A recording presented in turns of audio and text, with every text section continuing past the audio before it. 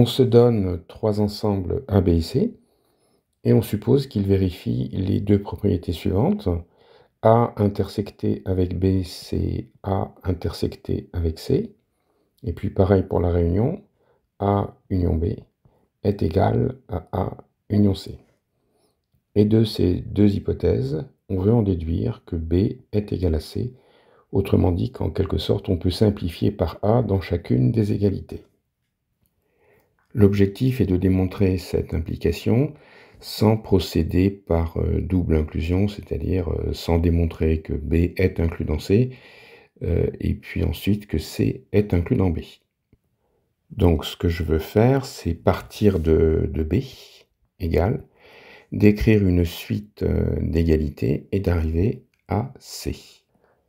Alors je vais commencer par numéroter les hypothèses, donc hypothèse 1 et hypothèse 2. Alors comment commencer ma suite d'égalités?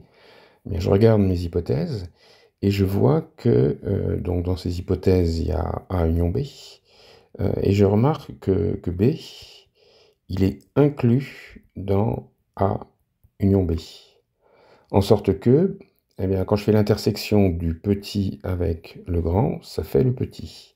Donc ça, c'est égal à B intersecté avec A union B. Et donc j'ai fait ça pour pouvoir exploiter l'hypothèse numéro 2. Donc d'après 2, je peux transformer en disant que c'est B intersecté avec A union C. Et donc là, je me rends compte que je peux appliquer la distributivité de l'intersection par rapport à la réunion. Et j'obtiens donc B intersecté avec A, union B intersecté avec C. Et là, je vais pouvoir, puisque j'ai B intersecté avec A qui apparaît, je vais pouvoir appliquer l'hypothèse 1. Et donc, je vais remplacer B intersecté avec A par A intersecté avec C, puisque B intersecté avec A, c'est pareil que A intersecté avec B. Et donc, ça me donne A intersecté avec C, union B intersecté avec C. Et là, qu'est-ce que je constate? Je constate que dans chacune des parenthèses, j'ai une intersection avec C. Donc, je peux encore appliquer la distributivité, mais plutôt pour, entre guillemets, factoriser par C. Et donc, qu'est-ce qui vient devant? Il vient A union B. Et puis là, je vais encore appliquer mes hypothèses. Ça va être l'hypothèse, en fait, 1, et plutôt 2, ici. C'est-à-dire que je vais remplacer A union B par A union C. Et donc, j'obtiens A union C intersecté avec C.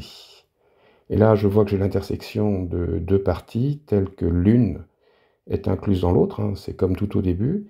Donc, j'ai C qui est inclus dans A union C. Et donc, évidemment, l'intersection, ça fait la petite partie, c'est-à-dire que ça fait C. Et donc, finalement, on a bien prouvé que B est égal à C. Maintenant, ce qui serait intéressant, c'est d'avoir une confirmation graphique du résultat. Donc, je vais dessiner les ensembles A, B et C, et je vais traduire sur le dessin les hypothèses. Alors, la première hypothèse, donc 1, ça nous dit que A intersecté avec B est égal à A intersecté avec C. Donc, je vais mettre en évidence les deux parties. A intersecté avec B est ici.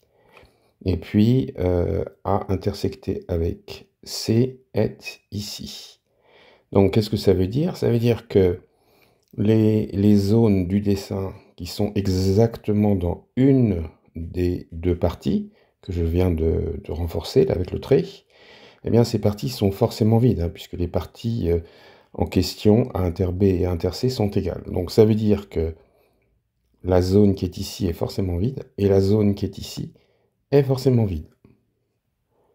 Alors maintenant, je vais faire la même chose pour la deuxième hypothèse.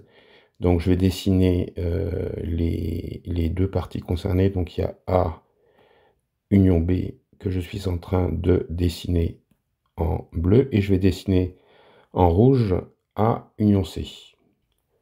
Donc voici A union C, donc A union C, comme ceci. Voilà. Et maintenant, comme précédemment, je vais regarder les zones du dessin à qui on ne peut attribuer qu'une seule couleur. Donc pas 0 couleur à l'extérieur, pas 2 couleurs, mais exactement une. Et comme précédemment, eh bien, ces parties sont vides. Donc il s'agit de cette zone qui est rouge et qui n'est pas bleue, et de cette zone qui est bleue et qui n'est pas rouge. Alors j'ai réécrit les trois ensemble, redessiné les trois ensemble, et je vais faire la synthèse des deux croquis précédents en plaçant les parties vides. Donc le premier dessin nous avait donné ces deux parties vides, le deuxième dessin avait donné ces deux parties vides, et par conséquent maintenant j'ai plus qu'à regarder B et C. Eh bien je vois que B et C sont en fait confondus dans cette zone. Je vois que B est égal à C est égal à B inter C. Donc ce qui confirme ce qu'on avait démontré. Eh bien, je vous remercie de votre attention.